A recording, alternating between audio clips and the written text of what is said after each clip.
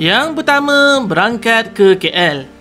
Dian sudah bersedia untuk mulakan hidup yang baru dengan penampilan yang berbeza.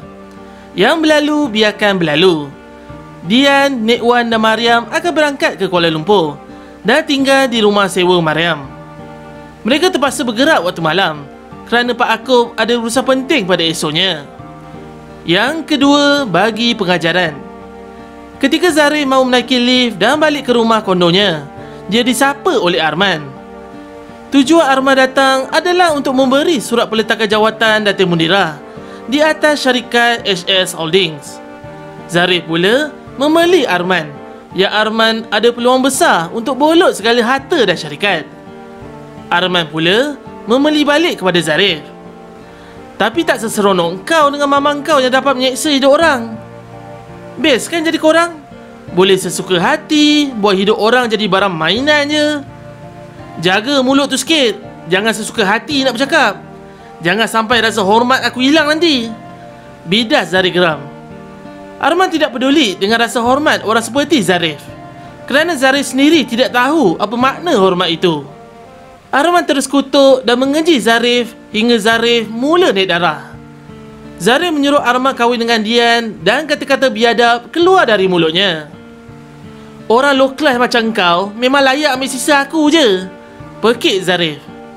Kata-kata itu menyebabkan sebiji penumbuk dari Arman hinggap ke muka Zarif. Tergolek dia dibuatnya dan bibirnya bengkak. Arman pun mencampak surat itu ke muka Zarif. Inilah bahananya kalau mak terlalu gila mengejar harta sampai tak ada masa nak mengajar anak. Itu anaknya jadi biadab. Kurang ajar. Kau dengan mak kau sama je perangai. Keji. Perangai mengalahkan binatang. Hambuk Arman. Arman pun berlalu dari situ. Setan kau Arman, jerit Zarif. Yang ketiga, pembalasan.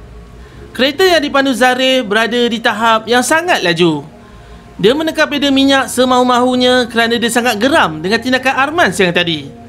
Steering kereta dihentak berkali-kali.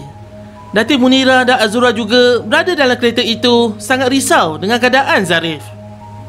Kalau ikutkan, mereka bertiga dalam perjalanan ke kampung untuk teruti permintaan Datuk Saleh supaya meminta maaf pada Dian.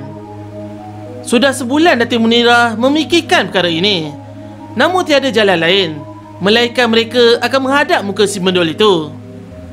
Mereka tiada pilihan untuk mengembalikan kepercayaan mereka terhadap Nek Tok dan Datuk Saleh, melainkan kemaafan Dian. Namun Datin Munirah telah merancang. Selepas mereka dapat kemaafan dari Dian dan berbaik semula dengan Datuk Saleh, mereka akan kenakan Dian. Namun mereka terlebih dahulu menerima pembalasannya. Mereka terlibat dalam kemalangan jalan raya yang sangat tragis ketika mengelak sebuah lori dan terbabas melanggar sebatang pokok besar. Datin Munirah dan Azura selamat. Mereka berada di luar kereta, manakala Zarif masih tersepit dalam kereta itu.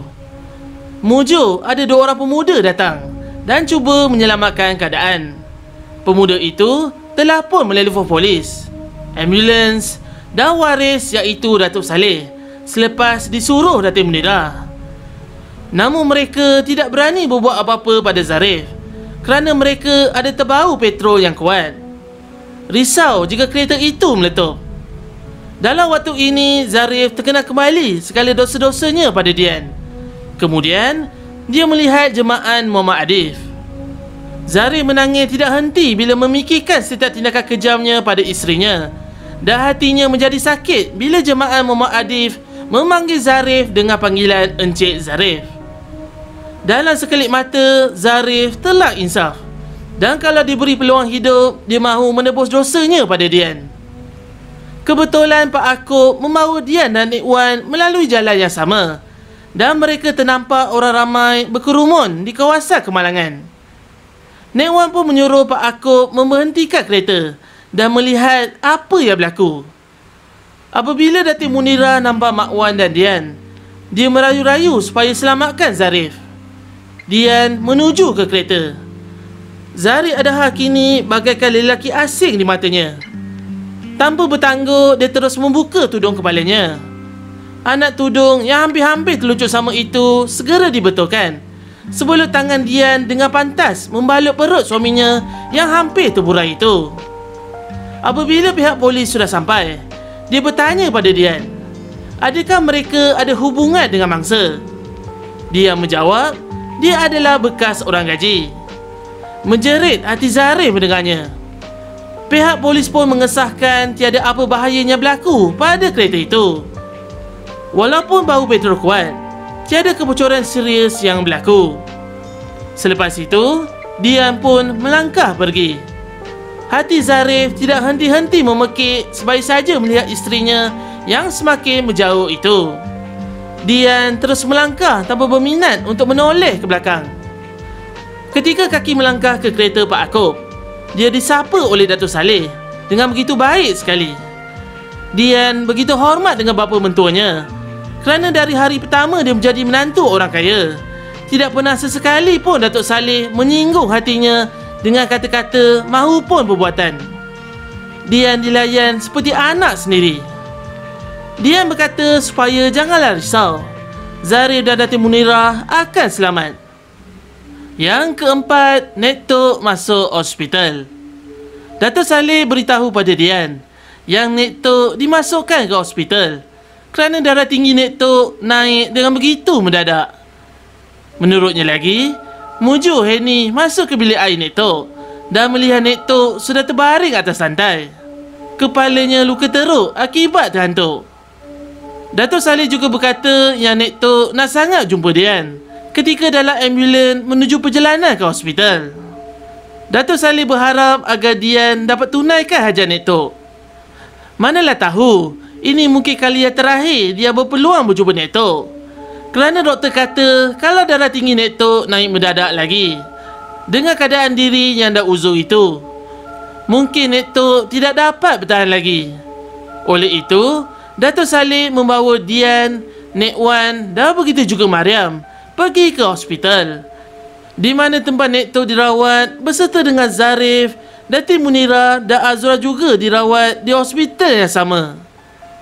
Dian, Nek Wan dan Mariam mengambil keputusan akan bergerak ke KL esok menaiki bas. Yang kelima, kisah di hospital. Ketika kaki baru melangkah masuk ke hospital, ada seorang jururawat mahu mengembalikan kembali pada tuannya tudung yang sudah berdarah. Tudung itu ketika Dian mengikat perut Zarif yang hampir terburai. Pada mulanya, dia mahu membuang, tapi Datuk Saleh mahu simpan juga tudung itu untuk Zarif. Mariam dalam hati berkata, kalau tudung aku, jangan harap aku nak ikat perut lelaki labau tu, biar terburai perut dia. Kalau elok-elok usus perut dia tak keluar, aku sendiri cungkit bagi keluar. Marah hati Mariam. Zarif, kau kena betul-betul kuat untuk berhadapan dengan Dian, kerana Dian bukan lagi Dian yang dulu.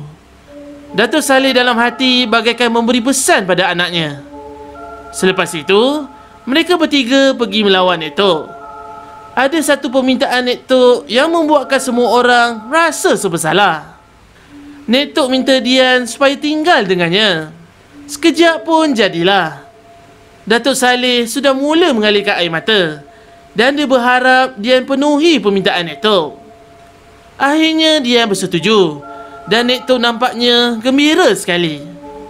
Inilah peluang dia untuk curahkan sepenuh kasih sayang pada Dian. Datuk Saleh ada berjanji yang dia akan bawa Zarif dan isterinya ke Kuala Lumpur. Oleh itu, Dian tidak perlulah menghadap muka mereka berdua lagi.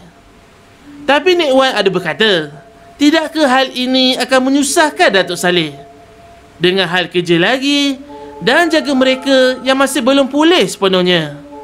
Takkan Datuk Saleh nak pulang alik dari kampung ke KL? Nek Wan risau jika Datuk Saleh pula yang jatuh sakit. Bagaimana pula dengan keputusan Dian? Akhirnya dia memutuskan yang dia bersetuju Zarif dan Datin Munirah tinggal sekali di rumah Nek Tok. Memberi persetujuan yang dia sendiri tidak tahu sejauh mana dirinya mampu untuk menghadapinya. Dian dan Nek Wan akan tinggal di rumah Nek Tok sehingga Nek Tok sihat semula dan kemudian mulakan hidup baru di Kuala Lumpur. Yang keenam, keadaan Zarif. Menurut kata doktor, Zarif sedang berhadapan dengan tekanan jiwa yang berat. Dan tekanan yang ditanggung itu akan menyebabkan Zarif macam orang tiada siuman.